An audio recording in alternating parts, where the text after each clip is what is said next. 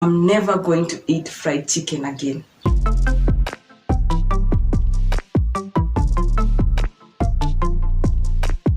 Hello and welcome back to my YouTube channel. Thank you so much for clicking. If you're new here, this is a nutrition and lifestyle channel. On this channel, we talk about food, we talk about nutrition. I give you very easy tips and tricks that can help you maintain a healthy lifestyle. So please consider subscribing, turn on your notification bell so that you don't miss out on the videos that I post. So about 3 days ago, I did post a blog about 9 unpopular opinions about food on my website. You can follow my website. I'm going to leave a link on the description box. Now, there is no problem at all to express your opinions about something. And having unpopular opinions about food is not in any way wrong. And the reason why most of us fail to express these unpopular opinions about food is because of possible reaction from other people. And these reactions could be rude and very hostile. So here are some of the 9 unpopular opinions about food that I totally agree with. At the same time, you can tell me what you think on the comment section below. So the very first opinion is the bigger the plate, the more the food you're going to serve.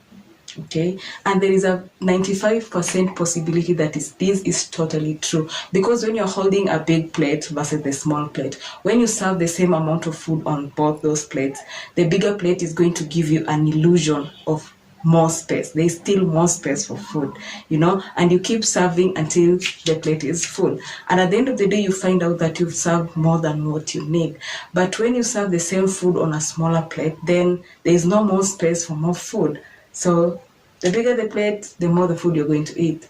And even when you look back at home, when we're shopping for plates, most of us, not all, go for bigger plates because most of us think the bigger, the better.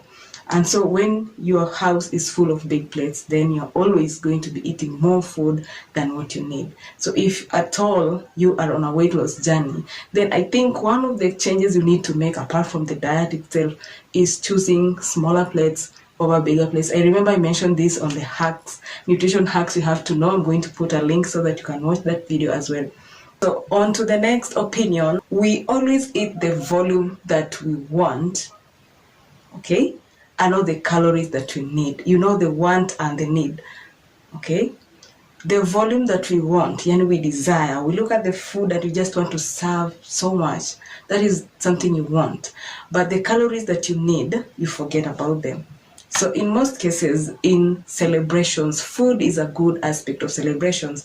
And when there is a buffet or a buffet, I don't know how you call it, you get excited. And when you are having that big plate with you, you end up serving too much. Because of course, if you're having a small plate, would you serve too much? No.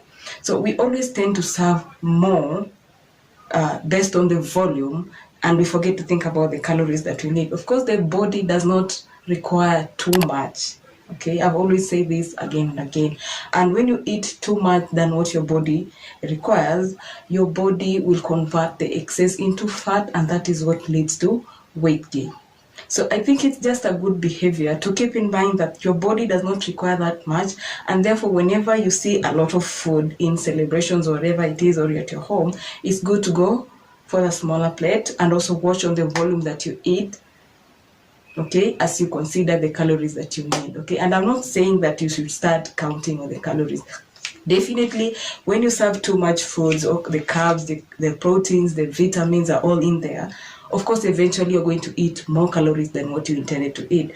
But most commonly, when you're having a small plate, you are not having any more space to serve too much food, and therefore, even if you don't really have to calculate the calories, you might be around or close to what is recommended. So the third unpopular opinion about food is the longer you stay at the table, the more you're going to eat. I don't know, that this looks like straightforward, among the table etiquette, those table manners, there is also like eat with the pace of other people. You don't need to be too fast. You don't need to be too slow, because when you're too fast, you will keep eating because the rest are still eating. So you want to keep eating so that you can leave the table at the same time. When your plate is empty, you have a tendency, and your plate is empty and other people are still eating, you will serve more. So the longer you stay at the table, the more you're going to eat. Also, thinking like this, when the table has so much food variety, you have desserts, you have appetizers, the juices, the protein, everything is there, and you stay longer at that table, they'll keep calling you for more helping. Can I have a second helping? Yeah, because there's still more food at the table. So the other opinion is out of sight, out of mind. Okay, anything that is out of your sight is out of your mind. So I'm thinking about the people who love to work while eating, the desktop diners. You know, if you remember from the previous presentation, I did mention about the desktop diners. Desktop diners carry food at work. They eat while working. So when you're having this variety of snacks, you have chocolate, you have crisps, biscuits, and all sorts of snacks surrounding you. You know, it's not going to get out of your mind. You'll always be thinking about them. Can I have some chocolate? Can I have some biscuits? Because you can see them, you know, at your disposal. But when you keep these unhealthy snacks, you know, out of sight, then you are going to be able to control your mind from thinking too much about those snacks, and eventually you're going to be able to prevent yourself from over snacking, snack grazing, you know.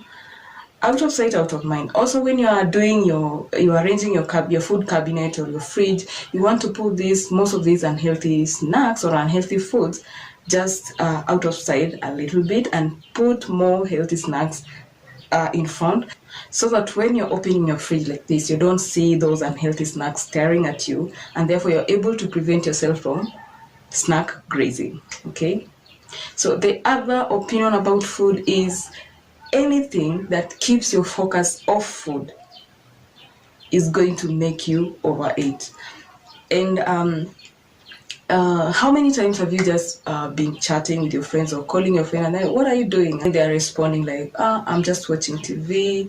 And have you had dinner already? And then they're like, I'm having dinner while watching TV. So this person is actually chatting or on phone call or watching TV and eating at the same time. So the focus is the focus really on food? No. This person is doing so many things at the same time. So it doesn't really matter how much this person is going to eat. So anything that keeps your focus off food is going to make you overeat. Because supposing you're having a very large package of supposing crepes or biscuits, and then you're just watching TV and laughing at how the program is, you're going to eat too much. That one I promise you. So that is also another unpopular opinion about food that I totally agree with. So the thing is, don't eat from large packages. That is also one thing that is very important.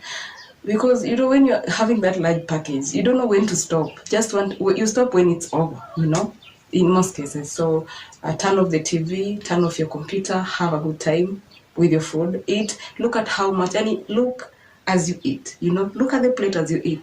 This will be very important for you, especially if you're on a weight loss journey. You're going to be able to control just how much you're supposed to eat, okay?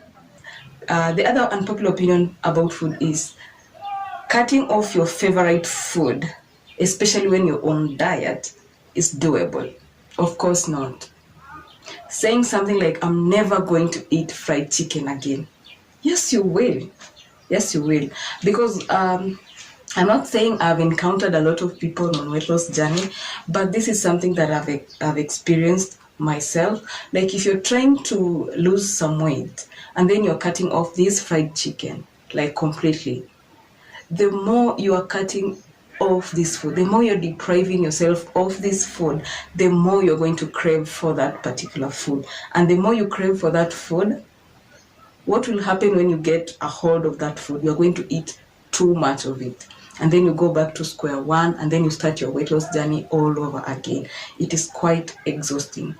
So what I recommend that you should do is to watch on how much of that favorite food you're actually eating and how often you're eating that favorite food. You can say, I'll only eat fried chicken once in a week or twice a month, or so on and so forth.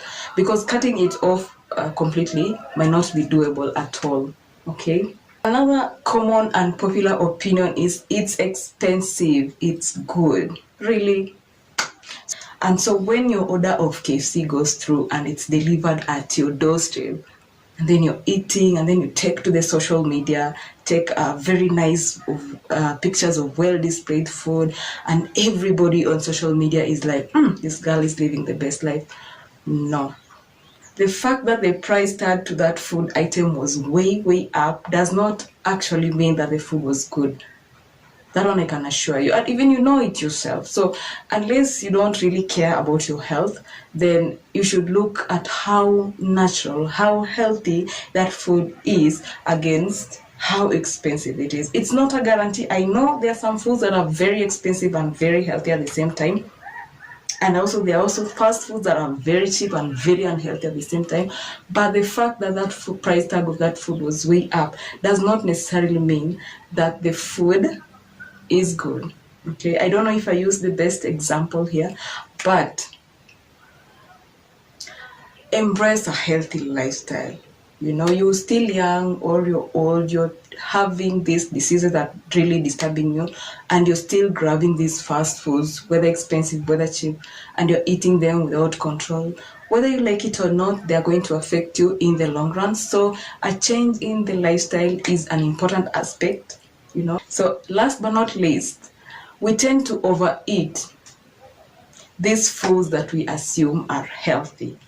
And in this case, I'm talking about the nutrition information section on most packages of the food. They go like, food is fat-free, this food is sugar-free, you know, carb-free. And when you see that on that package, we tend to eat too much of that food. And, you know, even if you're eating this food that is fat-free, you know, there are these adverts that are not so true, not so honest.